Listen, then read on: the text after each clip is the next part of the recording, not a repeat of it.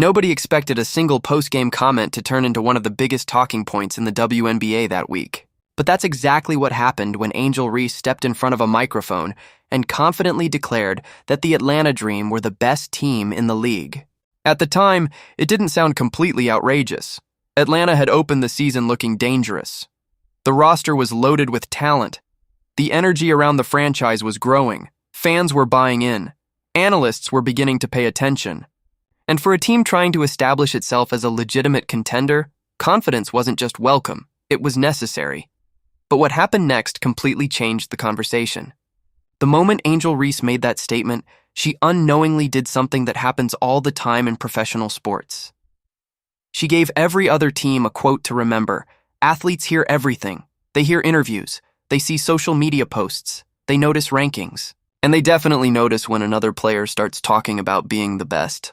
Whether Reese intended it or not, her comments instantly created a challenge for the rest of the league.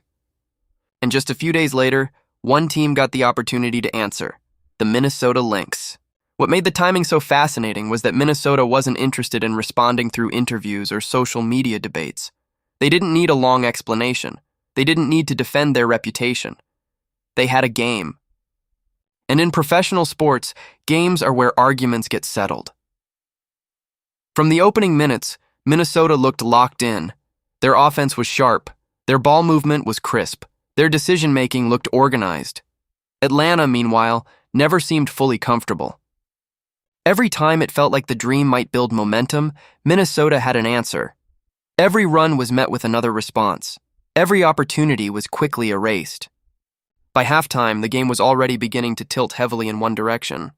And as the second half unfolded, that direction became impossible to ignore. Minnesota wasn't just winning. They were controlling everything: the pace, the physicality, the execution, the confidence.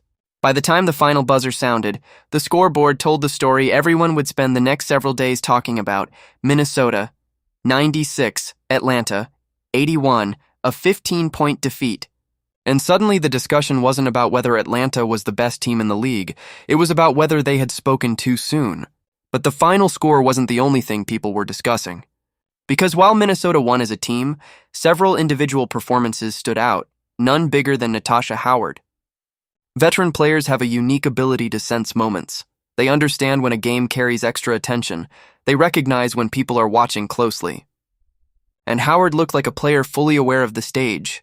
Possession after possession, she made winning plays, scoring around the basket, fighting for rebounds, creating second opportunities, making life difficult for Atlanta's front court. When the game ended, Howard had put together one of the most impactful performances on the floor: 22 points, 8 rebounds. The kind of stat line that immediately grabs attention. But numbers only tell part of the story. The bigger story was how effortless she made it look. There was no forcing, no desperation, no need to prove anything. Just a veteran executing at a high level and helping her team secure a statement victory, and she wasn't alone. Courtney Williams was everywhere. If Howard provided the physical presence, Williams provided the rhythm. She controlled the flow of the game from start to finish. Every possession seemed to run through her decision-making. She found open teammates, created scoring opportunities, pushed the pace whenever Minnesota needed energy. And when Atlanta threatened to build momentum, Williams often delivered the play that stopped it. By the end of the night, she had recorded 25 points and 7 assists, another performance that demanded attention. Another reason Minnesota looked like the more complete team. And suddenly, Atlanta's early season hype was facing its first major challenge. That's when the conversation shifted directly back to Angel Reese. Not because of anything she said after the game, not because of a controversy, but because expectations had changed. When athletes make bold declarations, people naturally expect bold performances to follow. That's the reality of professional sports. Confidence creates attention.